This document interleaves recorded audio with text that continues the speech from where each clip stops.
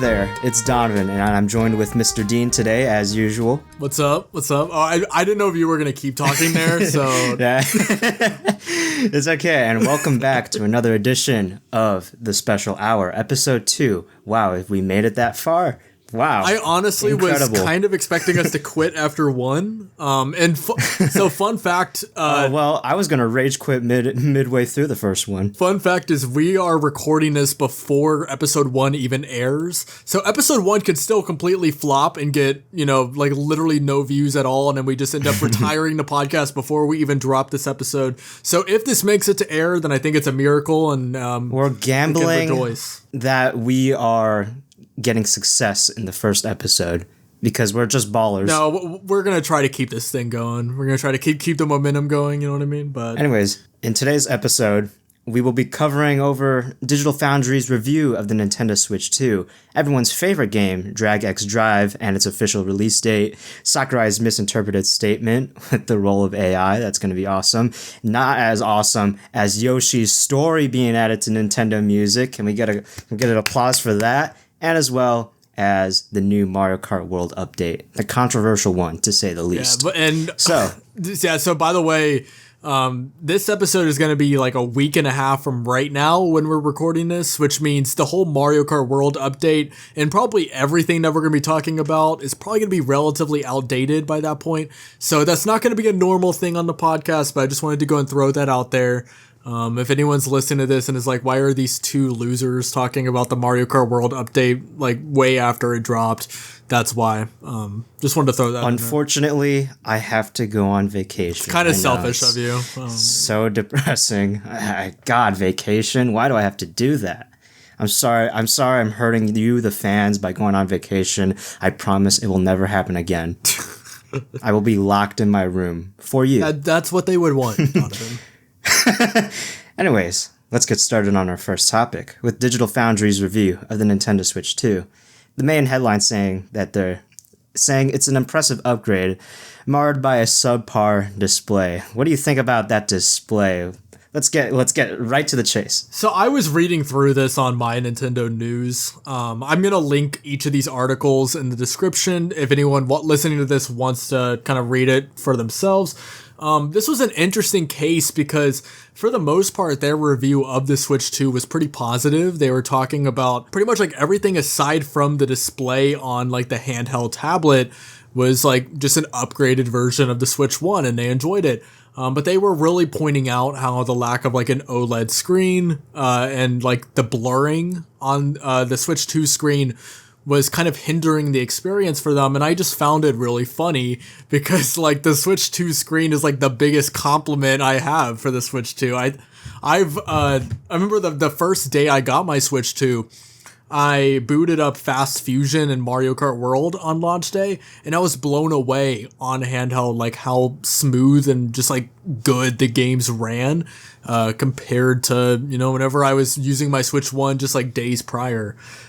So I don't really know what all this article is on about whenever it comes to the Switch 2 screen. Did you have a Switch OLED or a regular model Nintendo Switch? I had a regular model Nintendo Switch. So obviously, same here. So obviously, like the not the graphical jump, but like the jump in quality of the display is going to be more drastic than maybe if I went from the OLED to the Switch 2. And I still do think it would be great if we had an OLED screen on the Switch 2, albeit it would probably make the console, which is already relatively expensive, even more expensive. But I think that calling the Switch 2 screen subpar is just kind of like a massive overstatement, and it's just kind of like, whittling away at whatever you are able to critique for no reason. So yeah, I mean, have you noticed any like disappointments with the Switch 2 screen, Donovan? Absolutely not. In fact, the polar opposite. I came from the original Nintendo Switch model. First thing I noticed when turning on that display is, holy cow, that's a really nice display compared to the pretty much outdated tablet display of the 2017 Nintendo Switch. By that time, in 2017, the display was kind of by that time, and in 2025, the context, it is it is a pretty shit display, if I'm being honest. The original Nintendo Switch display is nothing compared to what we have on the Switch 2 display. The Switch 2 display, although yes, it might be a little dim in broad daylight, I do wish brightness could be better. And according to some pixel peepers, HDR might not be the greatest on its display.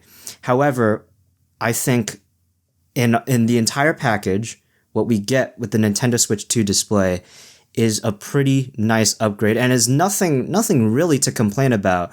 We'll talk about ghosting in a sec, but as far as I'm concerned, from what I see, I haven't really experienced any ghosting. And from my personal point of view, a display that I use pretty much every day is my, I believe, 2023 iPad Air display. It's Apple's quote-unquote liquid retina display. It's basically just right above 1440p. Nintendo Switch 2 only goes up to 1080p, but let's be real, 1080p is pretty good for a handheld to this day. Steam Deck doesn't even have a 1080p display. Oh, shots. And my iPad... Oh, I just said shots. Like shots at the Steam Deck. Shots fired. But let me shoot some shots into Apple's forte. My iPad display, very good, very solid. 1440p You're such display. an Apple fanboy. Like I know. I know, but wait. Watch. Wait. It does really good HDR, but it doesn't even go up to 120 hertz, which is really disappointing for the price that I paid. You know what the Switch 2 does? 120 hertz, which is really awesome. My iPad can't even do that. So compared to the devices that I use, we even got the Mac. Good. We even got the Mac user. We got the Mac user to complain about Apple. Wow. So I was literally just glancing back at the article, and pretty much everything that I remembered reading is not wrong. But what I wanted to also point out is that they even sort of complimented the screen before they dissed it. Like they said, and I quote, similarly, the bigger screen can make for a more immersive experience and color reproduction is significantly improved over the original model. This is in the same article with the headline that the Switch 2's impressive upgrade is marred by a subpar. They're putting their foot through the door, giving us a nice positive taste, and then going into the nitty-gritty of, well, it's nice, but blah, blah, blah, blah, blah. Yeah, I don't know. I'm not even necessarily here to say that, technically what they're saying is wrong. I'm not an expert whenever it comes to screens and displays and stuff. All I do know is that I haven't personally had a problem. If this article never existed, I would not have even assumed that there were any negative attributes about the Switch 2's portable screen. Yeah. So that's why I really kind of picked this article to talk about, because I just thought it was really funny. I will admit, the lack of OLED is disappointing. If people came from a Nintendo Switch OLED to the Nintendo Switch 2, it is a little bit of a slight downgrade, mainly because OLED, organic LCD, it produces those pitch blacks. It turns off the individual pixels to make that perfect black, while as an LCD display, it's all backlit, so it'll have that gray washed out effect. So the lack of an OLED display is pretty disappointing, and they will sell it. They will sell an OLED in the future. I can guarantee that. But how which is much? Also pretty disappointing. Because we all know how much of a controversy the Switch 2 price was. How much would they have had to mark it up in order to sell it as an OLED, though? Because probably a little bit more. Exactly. Yeah. So it's obviously we all would love an OLED. We could probably name a million other things that would have been awesome to see with the Switch 2, things that probably would have driven the price up with a console that was already kind of pricing out a lot of people out of its demographic. So and like you said, they're 100% going to do an OLED model in the future. If you really want an OLED screen, you'll probably have that to wait for. But for the time being, I don't know. I just think the screen is fine. I think though there's a lack of OLED, I think the HDR 120 hertz refresh rate is a good compromise. And though I'm not an expert in HDR content, it's a tricky subject, but to my eyes, it gets pretty bright when it wants to, except for in like broad daylight. But when you're in like a living room or something, it produces pretty good colors. Maybe not as vivid as an OLED display, but it's still pretty good. And 120 hertz, though some games, like I don't think Mario Kart World even takes advantage of 120 hertz, but for the games that do, it's a very nice touch, something that the Nintendo Switch OLED can't even do. Yeah, honestly, just the fact that 120 FPS on a handheld is even a thing is like mind blowing to me. I don't know. I promise you, I'm not trying to sound like a Nintendo bootlicker. Like, I really am not. I'm not trying to. But I don't know. I just really don't have a problem with the Switch 2's portable display. So, for the record, this is, I guess, where we deviate from Digital Foundry. So, I'm sorry to any Digital Foundry fans out there if you really were writing or dying by that headline. And hey, if we're wrong, feel free to let us know, I guess. Wait. Have you experienced, like, that ghosting effect? No, that's what I was saying before. They seem to tout about. I think I accidentally said blurring a few minutes ago. I meant to say ghosting, but no, I haven't personally experienced it. But once again, I'm not like really. I don't want to say I'm like not paying attention to it, but like we're not invalidating people's experiences that have experienced that ghosting effect. I'm not saying that the ghosting effect hasn't happened. I'm just saying, if it has happened, it hasn't been like it hasn't registered to me. So once again, probably not the most like competent person in the world. Maybe they're completely right. We're the morons. I don't know, but I'm just saying I've enjoyed it. So Donovan, I think we should really get to what the people care about though, and that's DragX Drive. Dude, this is ARMS. Who? This is what gonna is be ARMS. I got a new love of my life. I think it's funny that a lot of people are saying like, no, Donkey Kong Bonanza is going to be like the sleeper pick for game of the year. No, but Metroid Prime 4, that's going to be the game of the year.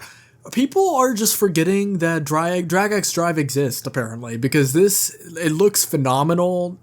Just kidding. It looks fucking like, what is this game?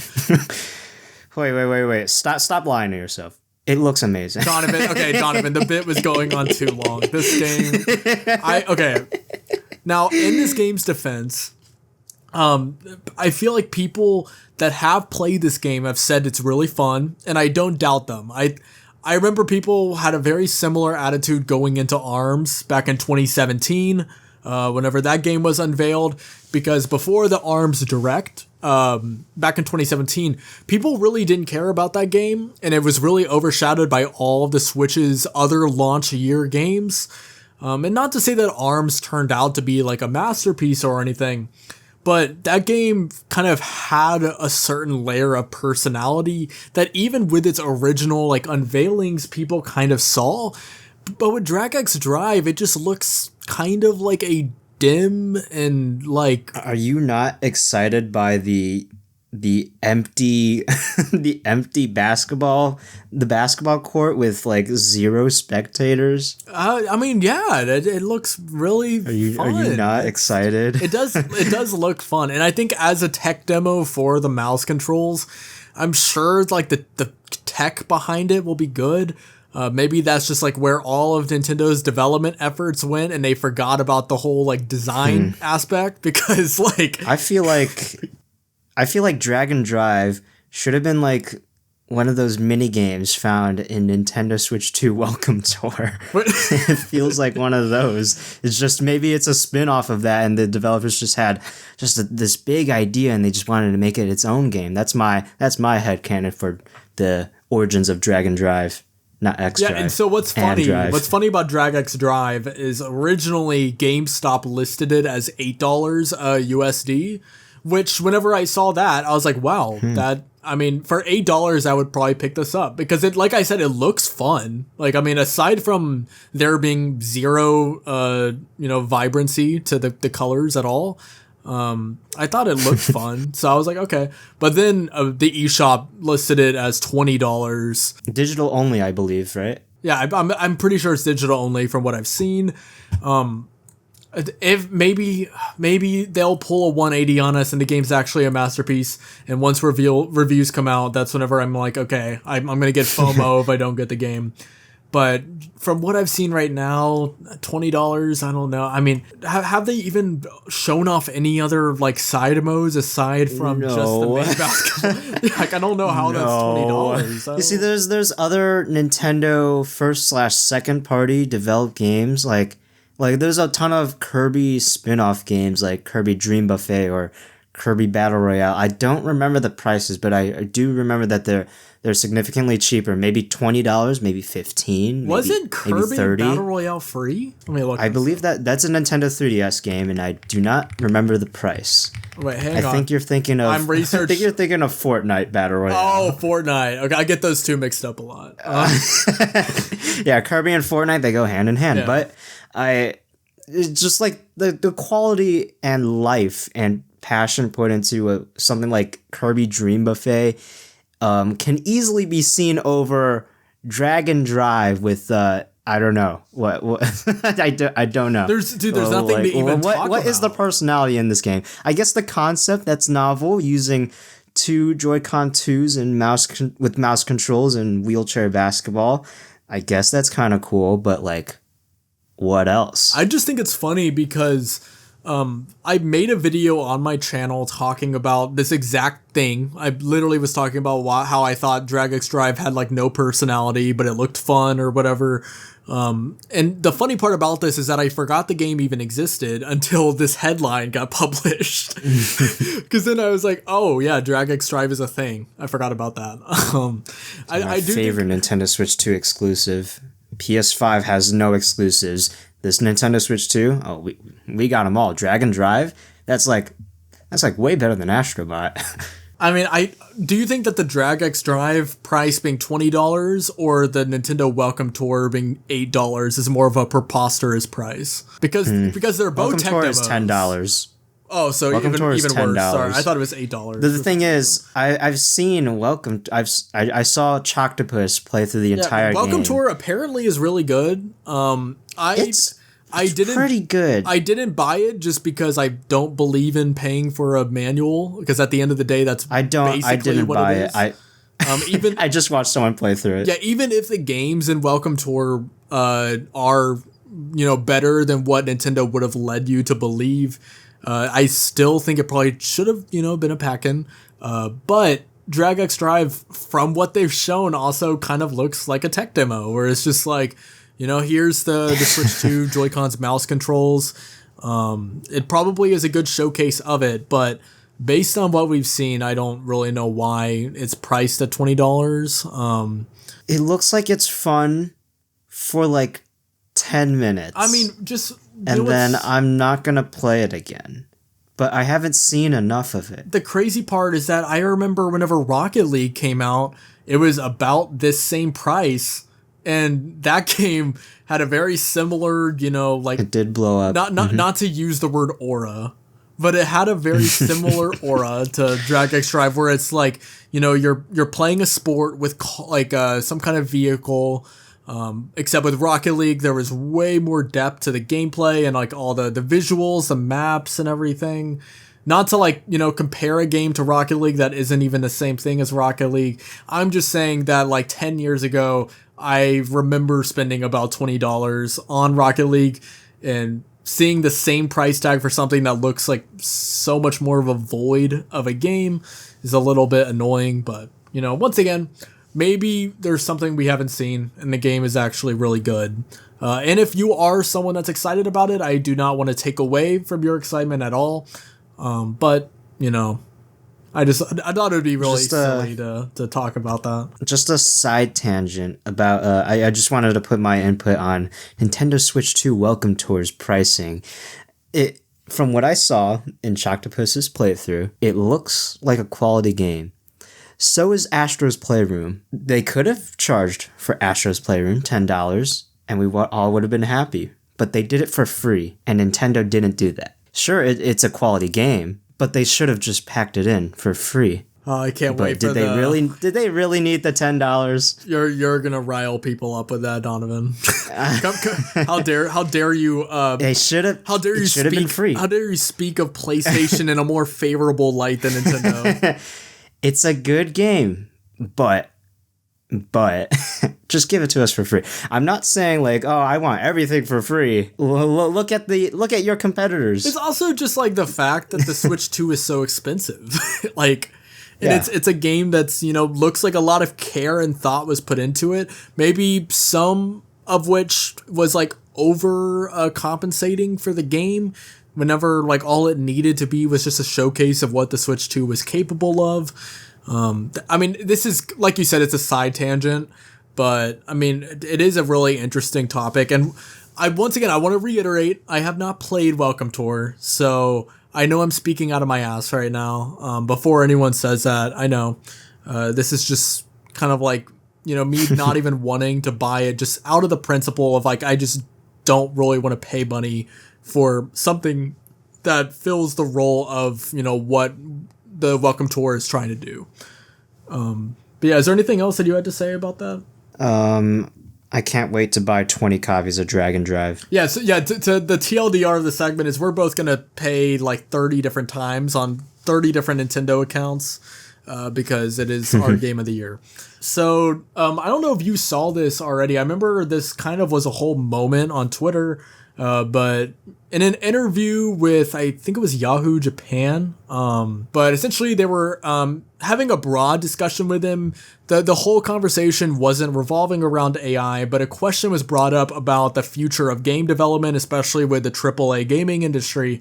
And Sakurai had a statement that many believe was kind of misinterpreted because, obviously he was speaking in Japanese, and I think that whoever it was that like translated it used like AI to do the translation.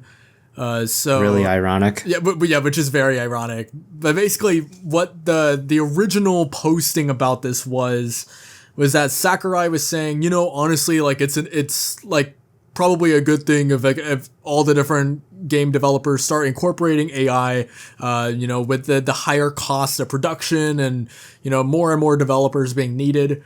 Where in reality, it seems like he was more so kind of reluctantly saying that that's probably where the industry is going, not necessarily that he's in support of it or anything. Once again, it's hard to say exactly what he said, because like originally it was, an AI translation. Then it was people kind of speculating on what he probably was trying to say. I think this is to my understanding, but I think it's a really interesting conversation whenever it comes to like the use of AI with game development, and especially like generative AI, because I feel like he wasn't being super clear on what does AI mean in this context either. We don't really know. Is he referring to like using generative AI to make character models and like stuff like that? Is it using AI for like storyboarding and creating ideas? I feel like that could be interpreted a million different ways. So what do you think about this whole situation? Like with, I believe the story was, I think you hit it right on the money. People were misinterpreting an interview simply using probably Google Translate, and Japanese is a pretty hard language to translate over to English. Yes, because I mean, whenever I was researching about it, whenever I was researching it, obviously I don't speak Japanese, so this is just kind of what I was reading from what other people were saying. But Japanese is a very context-driven language where it's hard to simply just translate, especially through something like AI or Google Translate, what someone's saying, because like one simple phrase could mean multiple different things depending on the context of the conversation or I don't know, like the tone of their voice or whatever. So I think that all also kind of adds to the nuance of, how what Sakurai said may have gotten twisted. And from sources that claim to actually speak Japanese, they believe Sakurai was talking about, what you said, the use of AI as an unfortunate side effect to the harsh reality of game development these days. Yeah, and it's a shame too. I've never really talked about AI on the channel, just because like there's never been a video I've made where like that was relevant to bring up. But for the most part, whenever it comes to like art, I've tried my best, especially after researching like the ethics of AI and everything, to kind of stay out of it and not let it like come into contact with the production of my videos or just anything. I mean, before I understood like how AI worked and how it kind of used other people's work in order to like create its own quote unquote art. I remember I was kind of tinkering with like ChatGPT, not like obviously not to like make my videos or anything, but ever since I've understood like really what AI is, I pretty much try my best to just not use it whenever it comes to anything art related. I think that there's no replacement for the human mind and what like human creativity is able to do. So as much as I would love for whether it be game development, making movies, making music, just whatever art form, for AI to just not be a part of it, I do think there is some truth to what Sakurai was saying, or supposedly was saying, with saying that, like with the future of the advancement of AI and just technology as a whole, it's kind of like a Pandora's box that's opened where it's probably just going to get incorporated into, not just this industry, but like pretty much everything in general, which is really sad to see. And I really hope it doesn't, come at the cost of what, humans are able to create with their own minds. It's hard to say at this current point, like how much it's going to take over.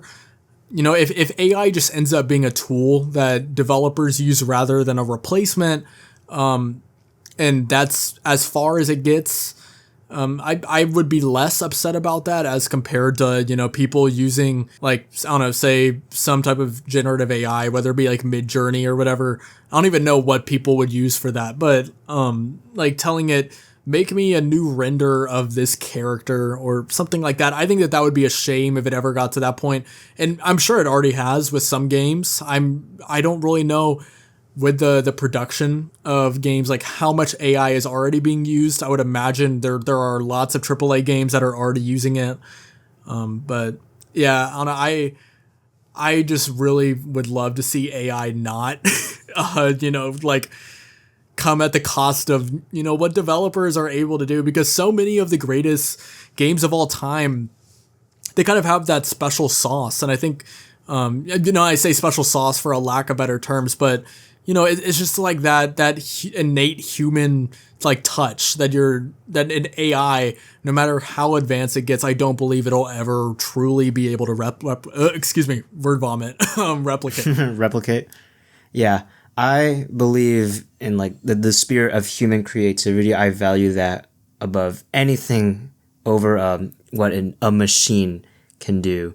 The AI cannot create. It can only sort of iterate or imitate and copy and steal from the works of other creatives who have done it before it. I think obviously value the employees, the artists, the hard workers that use their great minds to create something new, something great, something never seen before, something unique, creative, awesome, fun. But I'll admit, I'm not ashamed to say it, but like, I've used AI before to help me increase productivity, not in the way where it's like, I'm generating like images. I feel like people that generate images should learn to pick up a pencil.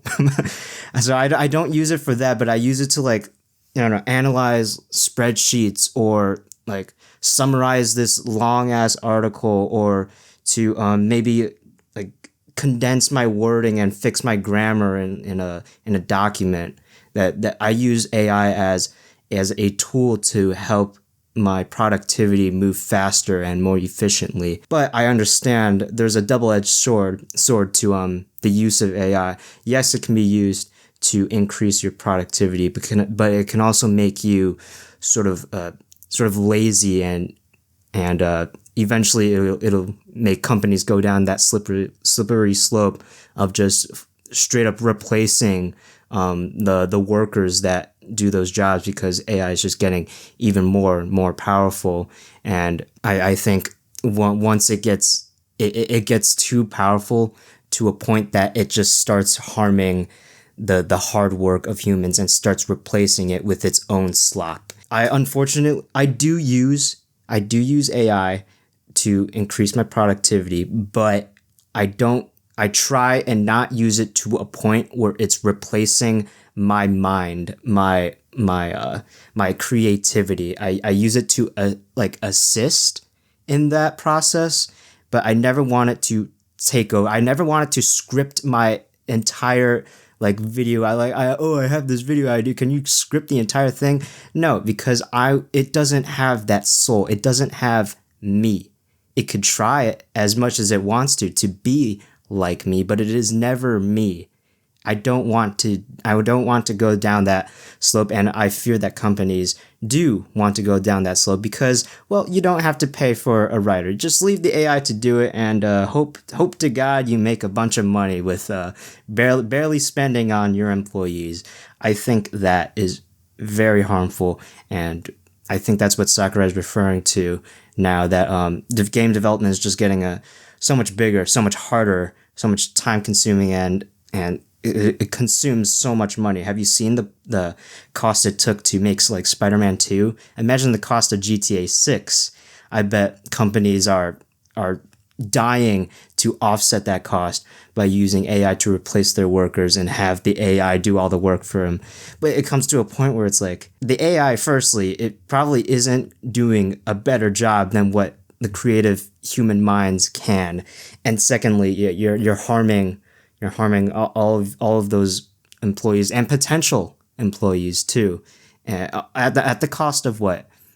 Making the game cheaper, even though you're going to sell it for $80, maybe $100, and possibly making a cheaper, less valued, and just honestly sloppy and just downright terrible piece of art. Or quote unquote art.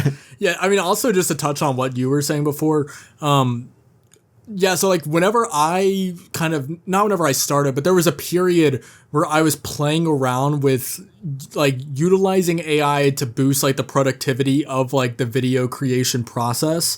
Whenever I say that, kind of like what you were saying, I never used it to say, I want to make a top 10, top 10 tracks in this Mario Kart game. I don't know. I never would say a prompt and say, write me a script. I definitely never did that. No, the furthest I ever went, before understanding why I didn't even want to use AI anymore, would be something I would finish writing a script myself, and then I would send it to AI and be like, are there any areas where you think either I could improve this? Am I bringing up these points in a good order for, keeping it, having a good flow and everything? And what I found was that oftentimes whenever I did this, I wasn't learning like I would be otherwise.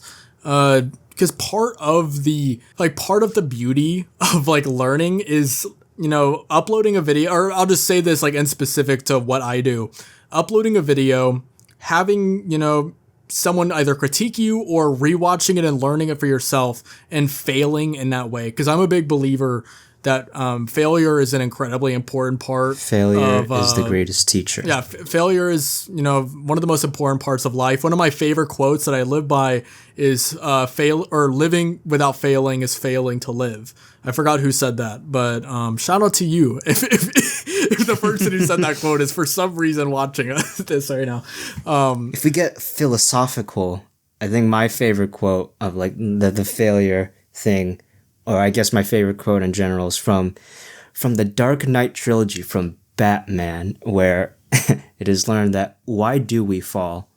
So that we can learn to pick ourselves up. That also applies to the third movie, which I really love. But anyway, what I was getting at is, if you ever watch one of my videos, definitely now no AI is used whatsoever.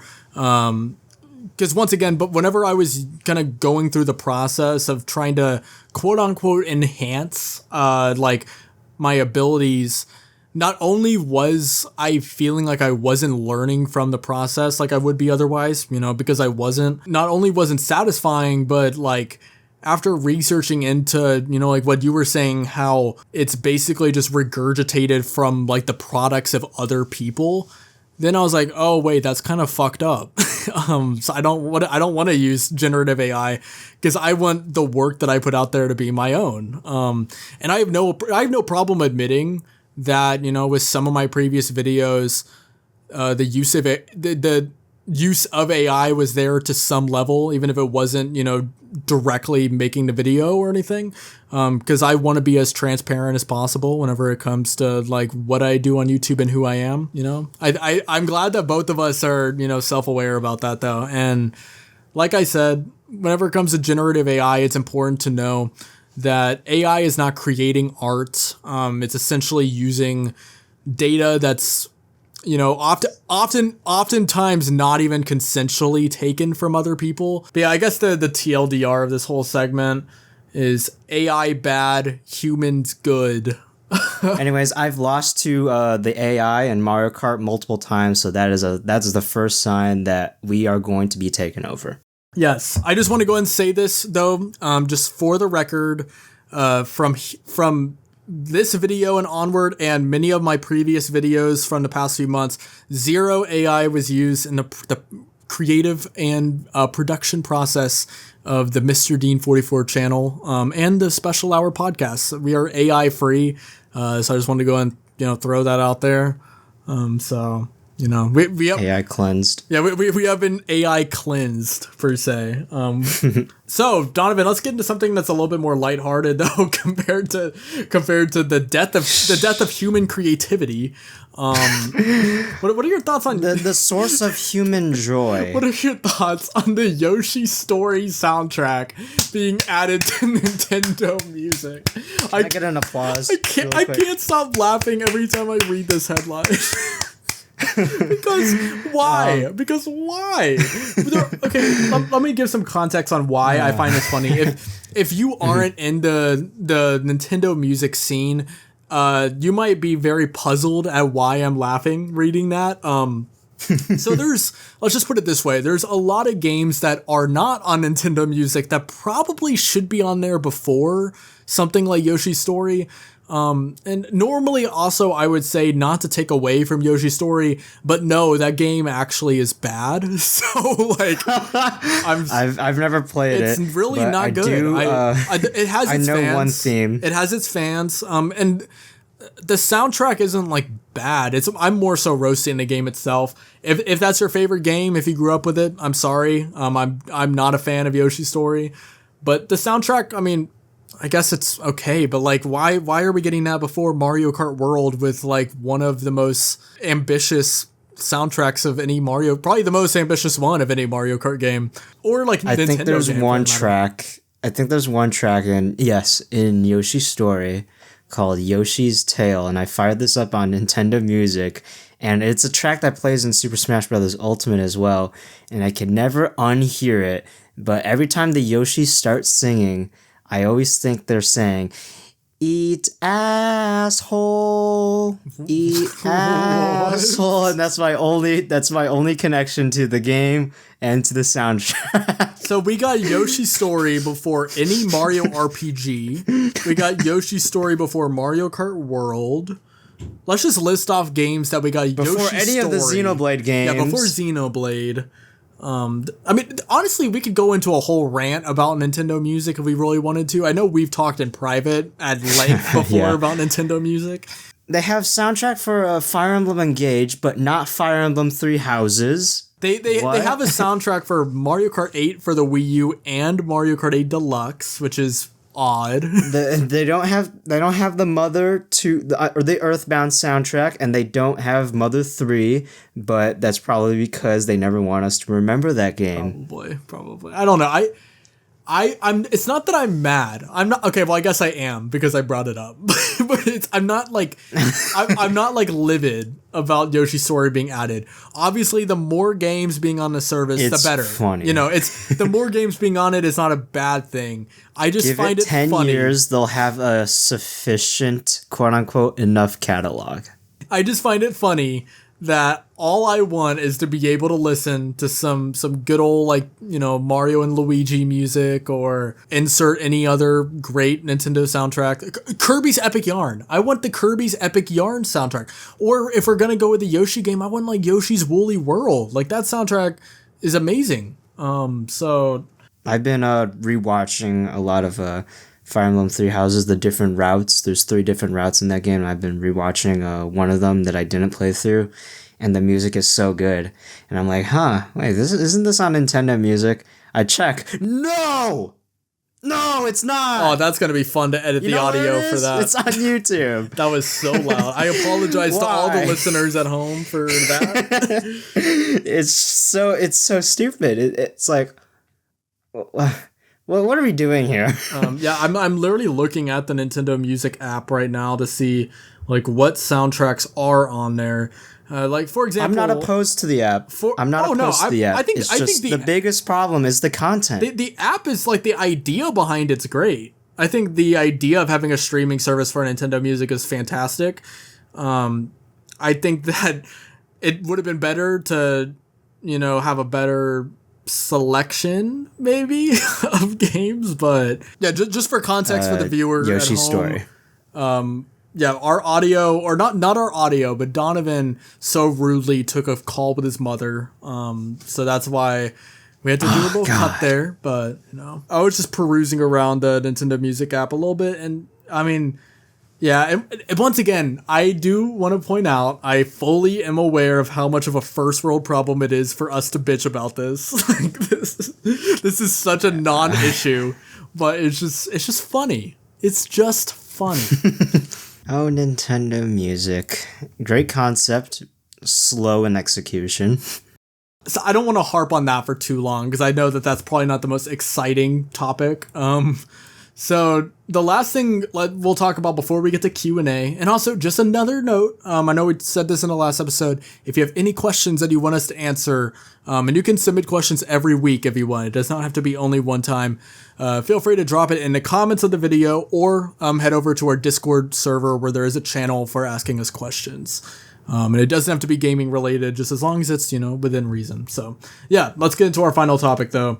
We are going to be talking about that new, and by the time this video comes out, relatively old, but the Mario Kart World update where Nintendo essentially made it so intermission races are like forced upon you online. And I'm excited to talk about this both because it just happened a few days ago, but also because I know Donovan, you said you had some mixed feelings about it. So I kind of wanted to, you know, break this down. Like what? I did. So the main point of Discord, not Discord, but Discord, is that even proper vocabulary? Well, anyway, the big controversy is when you selected at random in an online race, it'll no longer default to just a regular 3-lap race of the course.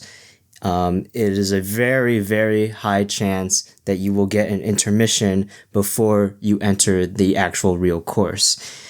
You can still get the 3-lap version. It's just very rare to come by. Or, well, not super rare. It's just harder to come by. I, however, I'm a little split because firstly, don't sugarcoat it, Donovan. Well, I don't know why we're beating around the bush here. I don't hate the intermissions. I don't love them, but I like that they're there. I think it's the heart and soul of the game, and I don't have too much of a problem with it. I do think the intermissions are really awesome in like something like Knockout Tour, but this isn't Knockout Tour. This is just the regular race mode. Sure, maybe the regular race mode should have been just the standard 3 laps, and Knockout Tour should have had, you know, the intermissions. But I'm just like I like the 3-lap versions. Of course, I'll probably take that over an intermission. Though I'm not complaining that the intermission courses are there. I won't throw my controller across the room and rage quit over it. I understand that lots of people don't like the intermissions and complain that, it's just a straight line and there's not too much strategy, and the game only starts once you're actually in the course, which only lasts like one lap. I personally think more so in Knockout Tour than regular race mode, but I do really like the aspect of the intermission where you're sometimes, not always, but sometimes when you're in that straight line and you are just in a dogfight with everyone in the middle of the pack, and you're just trying to race your way out of there to come out on top and just trying to get away from that pack.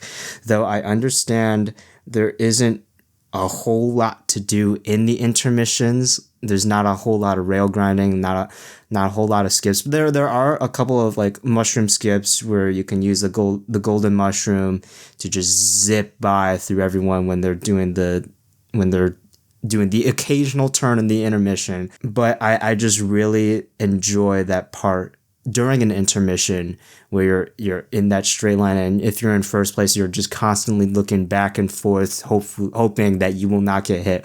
Or if you're in like the middle of that pack, you're just trying to desperately get your way out of there.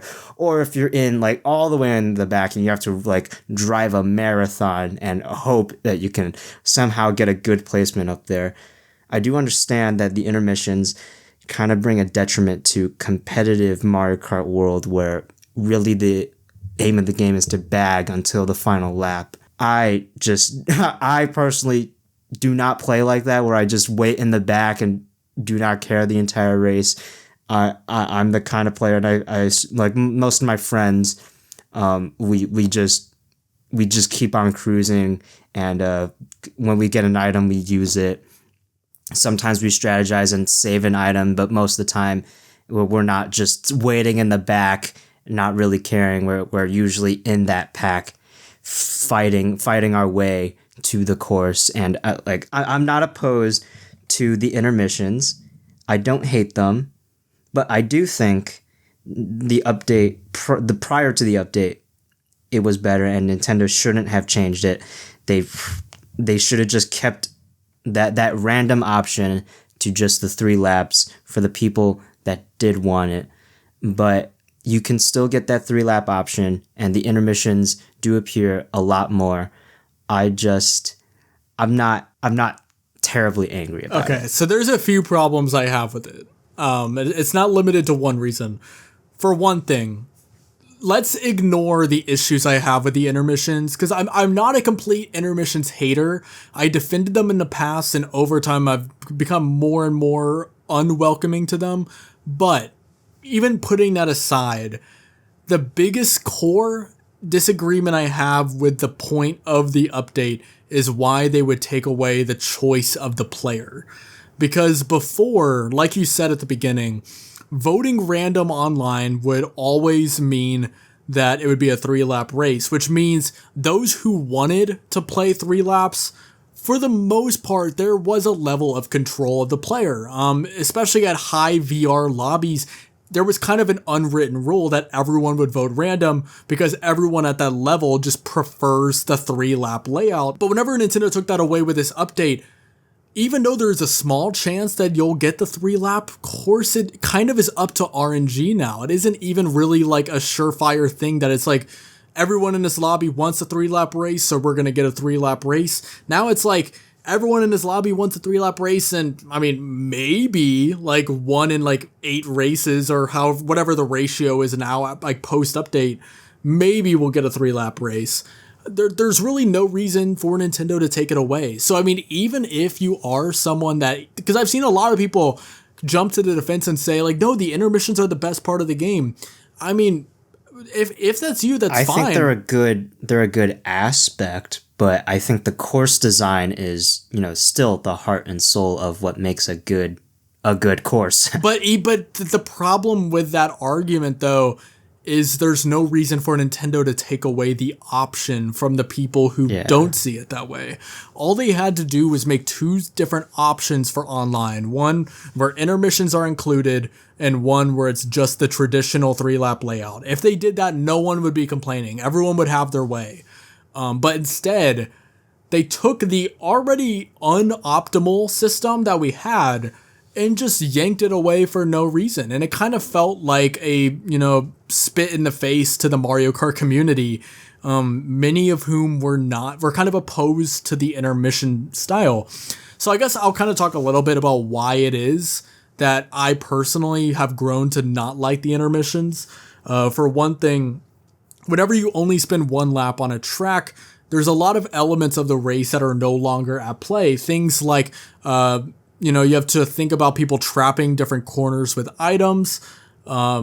Maybe there's a certain shortcut that 1 lap you fail because it's somewhat difficult, and then you have to, readjust to how you're going to go about the other laps on the track.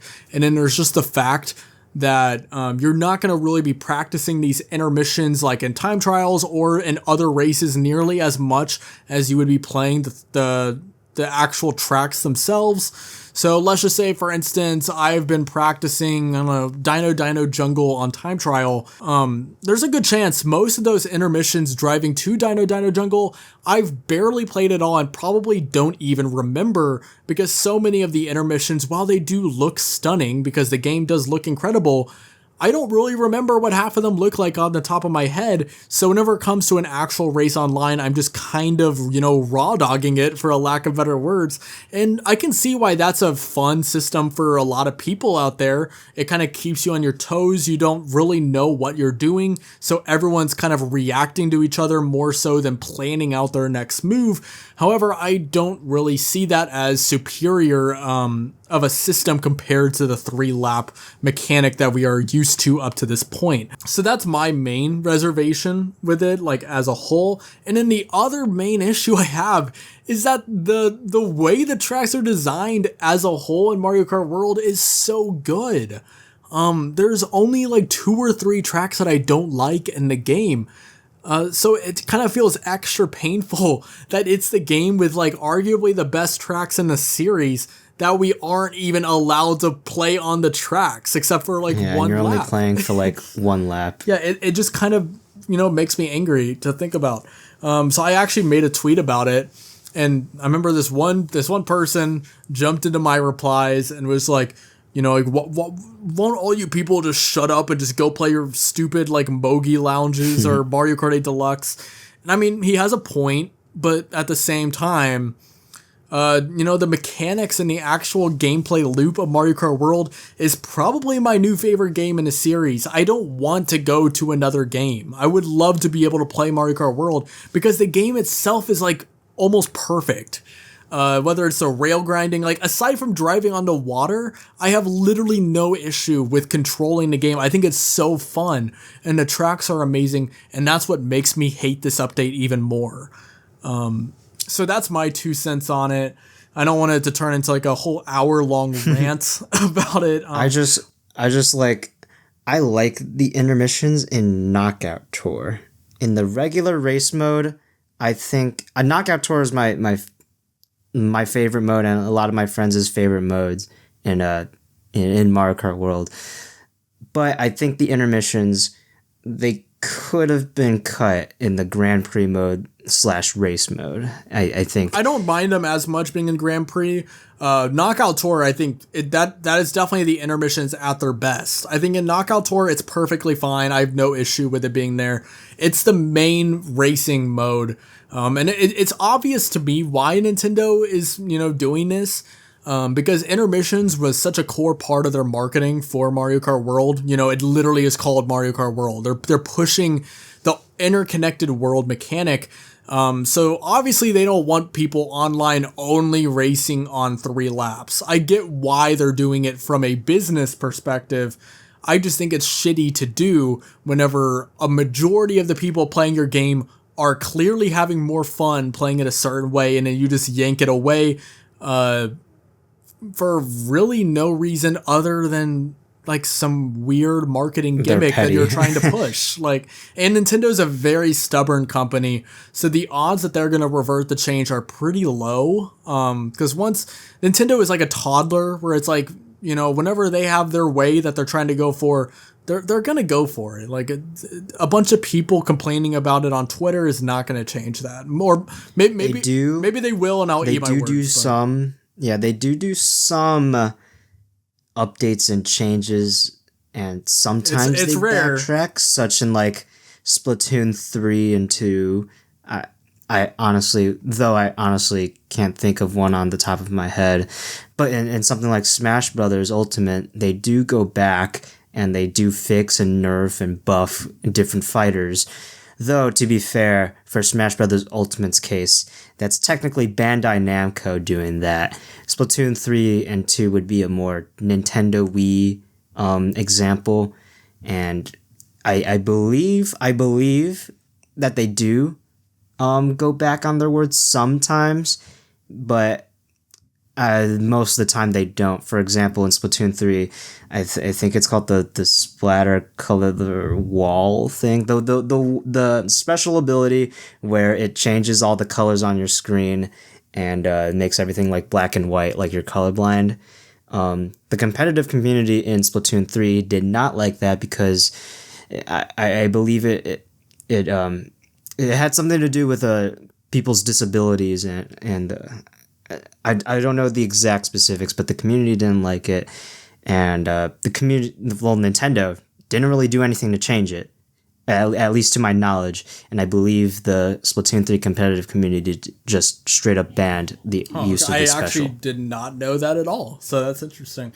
I hate to cut the conversation off, but I don't want to go too into overtime.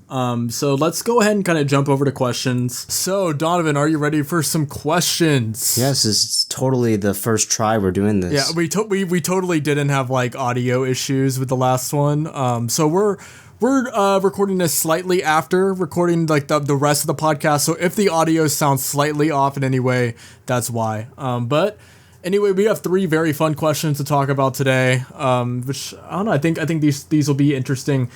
First up, that boy Sonic, we got, what was your favorite memory of playing video games? This is the one out of the 3 that I was like, this is going to be the trickiest one to answer, because I know there's like just loads of memories coming to mind, at least for me. Do you have an answer? Primarily like, for me, I have a collection of memories. They all have something to do with friends in co-op, like 4 players or maybe 5 players with one person sitting on the sidelines and watching us. Those would probably be either something like playing Mario Kart 8 Deluxe, and we're all just screaming and chanting and losing our minds. Or like Nintendo Switch Sports. Games get really heated in that game. That game has a lot of problems, but it's really fun with friends, as any motion control game would, where we're playing volleyball and we're screaming at each other. It's like, why'd you miss the ball? Or like, yo, you're so goated. It's stuff like that. It's so fun. Or the time where I did this yesterday, where we're gambling on Clubhouse games, where we would sit for like 2 hours just talking about nonsense, whatever came to mind, and we would just play blackjack nonstop. We would bet the highest amount every time, and it's just it's just a fun way to pass the time and just talk with the people you love. Or what's another one? There's a lot of gaming hype moments where I'm hotly anticipating a game, or maybe something like Legend of Zelda Tears of the Kingdom, where I'm like, once again, I'm so enamored by the world of Hyrule coming back to it. I'm like, wow, I'm self-reflecting. Wow, I'm having such a fun time pouring in hours and wasting my summer away in 2023. I like how you're having like a spiritual experience, like having these memories just flood back to you. My answer personally is, I remember back whenever I was a little kid, I had a babysitter, and this was like around whenever I started watching a lot of Mario Kart on YouTube, specifically TWD98. I'm sure a lot of people that grew up like with Mario Kart Wii, a lot of people, especially people that like played a lot of online in Mario Kart Wii, definitely probably grew up with his channel as well. But anyway, I remember I would watch a lot of his shortcut videos, and whenever my babysitter would come over, I remember she would literally sit there. I feel so bad because I feel like I was like torturing her back then. But like I would literally make her compete in the shortcut challenges with me in Mario Kart Wii. And we would be using the Wii wheel and everything. So I'm sure that there's other memories that would eventually come to mind, but that's the first one that I think of, and it is a really cool one to look back on, and just see like that wholesome side that gaming can bring out. So if I would elaborate, just like 30 seconds more. I did talk about a lot about like the Nintendo Switch era, but even with like the 3DS. I remember the first game I was ever hyped to play was Kirby Planet Robobot. That was fourth grade. I was so excited to play it. I remember begging the teacher to let me put on the Kirby Planet Robobot trailer on the projector. I was such a fiend. I was such a fiend for that game, and it turned out it's such a great memory, just anticipation to release, super fun. And like the Wii, Mario Kart Wii, the Wii wheel, playing with friends. I think I don't know, 5, so early gaming memories. And I mean, Kirby Planet Robobot was a fantastic game as well, so I think that was justified in the end anyway. So my friend Rachel says, who is your most goated Smash character and why is it Kirby? How did she guess? I'm. Do I know this, Rachel? No, this is like one of my personal friends. But what's funny about this, I don't know if I've ever told her that I used to be a Kirby main whenever I was like first playing Smash Ultimate. But I know she likes Kirby, so I don't know whether she's like kind of like making an actual inside joke with me, or if this is just completely serendipitous. But Kirby actually used to be my main. I don't even play a ton of Smash Bros, but I used to love using Kirby and just like spamming down B on people. Who's your current main? My current Smash main is both Toon Link and Inkling. Toon Link and Inkling. Mm-hmm. See, what about you? Who's your Smash main? My main is Kirby. I've done. Oh, you're so toxic. You're so toxic. No. I'm not the type of Kirby that would like spam up B or always spam like stone whenever I'm in the air. I actually, believe it or not, there's thoughts happening inside my head. I would never do that either. As a Kirby main, I do not eat crayons, and I am not 5 years old. But as someone who's been in the Smash Ultimate community and specifically like competitive stuff, I've done tournaments. Kirby's always been my number one go-to guy, and lots of people underestimate Kirby, and I like to show him the glass cannon he is. Very light but very powerful. I just think he as a Kirby main, you have to earn your win. You don't have any bullshit mechanics. Unless you do the suck and cuck, which I rarely do, mainly because I'm embarrassingly bad at it. But as a Kirby main, as a fighter that's lower on the tier list, you have to fight your way to the top, and I just love going through that dogfight, even if it's a little annoying sometimes. And Kirby does have many disadvantages. He's always been my guy. He's very cute, very powerful. Very special to me. He's the goat. Okay, I really appreciate how you just completely ripped into me there a little bit, but it's all good. So finally, we have another one of my friends, Ian, said, "What are your opinions on Benson Boone's music?" have you ever listened to Benson Boone before? So when it comes to music, you need to like play the music for me, and then I'll like see if I recognize it. I'm sure you've heard Beautiful Things before. If you just play that, just go on Spotify and play that song. I'll give my answer while you're doing playing it right now.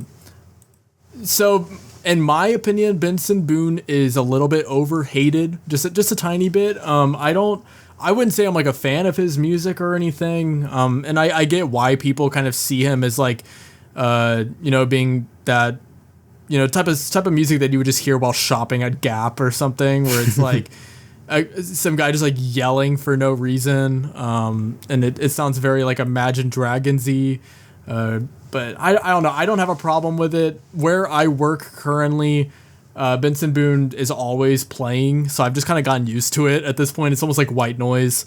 He's not an artist that I ever put on like on my own, but if someone puts him on, I'm not necessarily going to skip it right away, at least the songs that I've heard. So I know that's a very like safe middle of the road answer, so sorry if that's not spicy enough of an answer for you, but that's my personal take on Benson Boone. So I'm going to beat around the bush a little bit. So when it comes to music, I have a friend that he makes music, and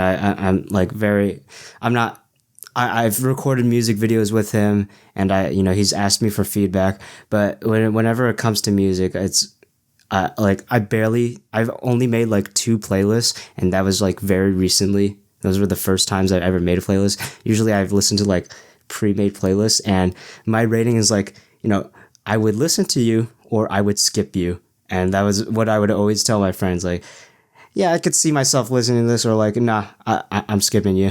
I'm not, it's either I like it or I don't. It's nothing deeper than that. So you just like completely did not answer the question I know. whatsoever. So from what I listened to, Beautiful Things, I have heard of that, and it's like, I'll skip it. Okay, so basically my answer. Yeah. I love how originally your answer was just like defining what good music is to you, and you just did not say Benson Boone's name at all. Yeah, I'm like, I was hoping like, or maybe people were thinking like, oh, he's gonna give such a detailed answer, just like the past 2 questions. My answer channel is like, I'll skip. Oh no.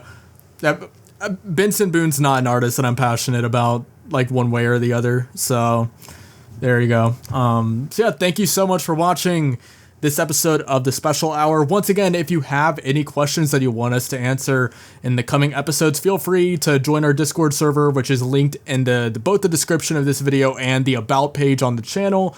And we have a dedicated channel for you to submit any questions that you want us to answer. And then feel free to follow the Special Hour on Twitter and Blue Sky as well. Donovan, where can the people find you on the internet? The people can find me on the DonovanDud channel on YouTube, where I do gaming retrospectives, reviews, gameplay videos occasionally, and the occasional discussion where it goes scriptless and off the rails a little bit. You can also find me on Instagram, the DonovanDud, where I just post stuff to my stories, and as well as Twitter, where you could find updates. But primarily, you'll find me on Discord. It's been more specifically in the Nintendo Boys Discord server, where I primarily communicate to my community and play games or express my interests and all that. What about you? Awesome. Where can we find Mr. Dean? So you can find me at MrDean44 on YouTube. Similarly to what Donovan said, I also have a Discord server called the Dean Kingdom. So feel free to join that. And I would say the main gimmick of that server, or at least what I'm trying to do, is like have a music channel for like us to just like send what songs or whatever or albums or whatever we're listening to. So I don't know, because music's a big thing for me. So we also talk about Nintendo as well on there. So feel free to join that. I'm also on Twitter, Blue Sky, and then in the Special Hour Discord server that I just mentioned before. So yeah, thank you so much for watching. Hope to see you in the next episode. If you haven't already, great rest of your day. If you haven't tuned into episode 1, it'd be nice if you did. We talked about our origins of our YouTube channels, and it was a nice introspective of where we came from and where we are today. And hopefully you'll join us again in the next episode. Thank you for ruining my fucking outro, Donovan. I was literally Let me take the microphone really quick. All right, yeah, you do the outro now, because now it's going to be stupid if I do it again. Thank you all for watching. We'll see you in the next one, and hope you tune in to future episodes, and hopefully we'll see you. Why did I say that again? See ya. I'm waving at my monitor right now. They can't see it, but trust me, I am. Bye, everyone.